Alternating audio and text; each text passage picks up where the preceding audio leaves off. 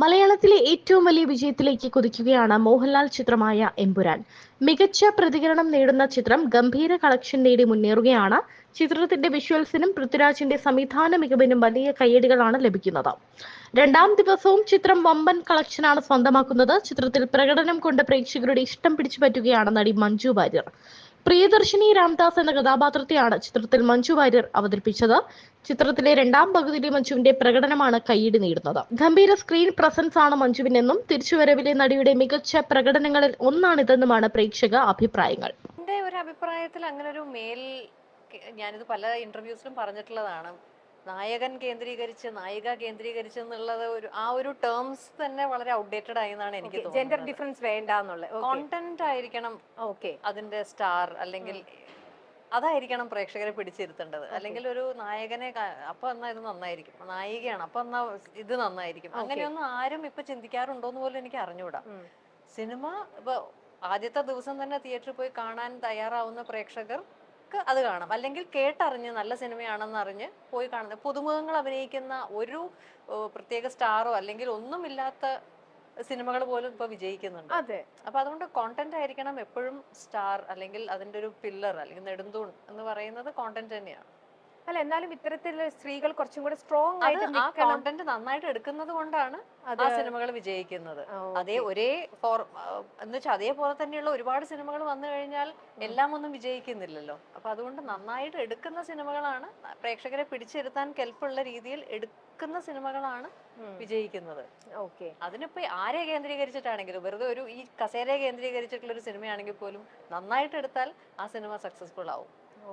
ഇനി നമ്മുടെ മഞ്ജു ചേച്ചിയുടെ നിങ്ങളുടെ സെറ്റിലോ എന്തെങ്കിലും മഞ്ജു ചേച്ചി വന്നിട്ട് എന്തെങ്കിലും കുറച്ച് ഫൺ സെഗ്മെന്റോ അല്ലെങ്കിൽ അങ്ങനത്തെ എന്തെങ്കിലും പ്രത്യേകിച്ച് നിങ്ങൾക്ക് ഷെയർ ചെയ്യാൻ പറ്റുന്ന നല്ല ഓർമ്മകളോ ഇൻസിഡൻസോ അങ്ങനത്തെ എന്തെങ്കിലും നിങ്ങൾ എല്ലാരും കൂടെ നിങ്ങളുടെ സെറ്റിലുണ്ടായ എന്തെങ്കിലും നമ്മളോട് പറയാൻ പറ്റുന്ന എന്തെങ്കിലും നല്ല ഓർമ്മകളോ? മൊത്തത്തിൽ ഫൺ അല്ലേ? ഇടിയും വീഴ്ചയും ചതവും ഒടിവും ഒക്കെയുള്ള അടക്കുന്ന ഫൺ എക്സ്പീരിയൻസസ്. അല്ല, ഇത് ഫിസിക്കലി ഭയങ്കര ചാലഞ്ചിങ് ആയിരുന്നു. ഇതിന്റെ ഈ പറഞ്ഞ പോലെ ഓരോ സീനും ഓരോ സിംഗിൾ ഷോട്ടാണ്. അപ്പൊ അതുകൊണ്ട് അതിൽ തന്നെ നല്ല ഫണ്ണായിരുന്നു. നമുക്കത് റിഹേഴ്സ് ചെയ്യുക, അല്ലെങ്കിൽ ഇത് കറക്റ്റ് ആയിട്ട് കിട്ടുക, ഓരോ സീനും ഓക്കെ ആയി കഴിയുമ്പോൾ ഉള്ള നമ്മുടെ ഒരു ഭയങ്കര ഒരു റിലീഫും അതൊക്കെ ഉണ്ടായിരുന്നു. അപ്പൊ അതൊക്കെ തന്നെ ഇതിന്റെ എക്സ്പീരിയൻസ് തന്നെ ഭയങ്കര ത്രില്ലിംഗ് ആയിരുന്നു. എല്ലാവരും ഭയങ്കര റിഫ്രഷ്ഡ് ആണ് ഇപ്പോ അല്ലേ ഈ മൂവിയുടെ ഇത് കഴിഞ്ഞു.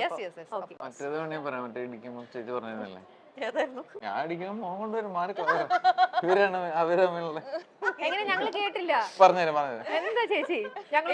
ഷൂട്ടിന്റെ സമയത്ത് ഇല്ല, ഇത് ആക്ഷൻ സീക്വൻസസ് ഒക്കെ ഇതില് ഉണ്ട്. അപ്പൊ വളരെ റോ ആയിട്ട് വളരെ റിയൽ ആയിട്ട് ഈ ഫൗണ്ട് ഫുട്ടേജ് അത് ക്യാമറയിൽ പതിയുന്നതാണ്, അല്ലാതെ മറ്റേ ആ പിഷ്കു പിഷ്കു എന്ന് പറയുന്ന ചേച്ചി കൊടുത്തോ അതൊക്കെ ഉണ്ട്. അതാ ഞാൻ പറഞ്ഞത്. അപ്പൊ ചില ഇടിയൊക്കെ അങ്ങോട്ടും ഇങ്ങോട്ടും ഒക്കെ കിട്ടിയപ്പോ അല്ലേ?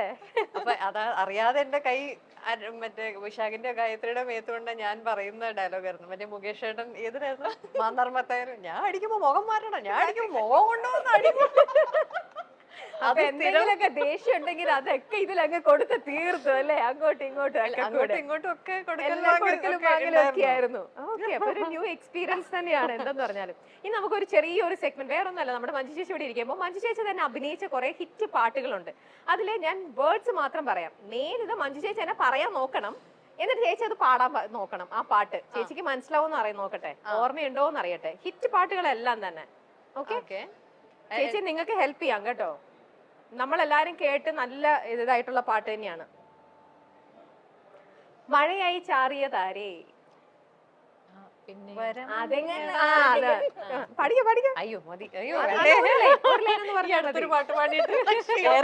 ഇതുവരെ ഇറങ്ങിയിട്ടില്ല.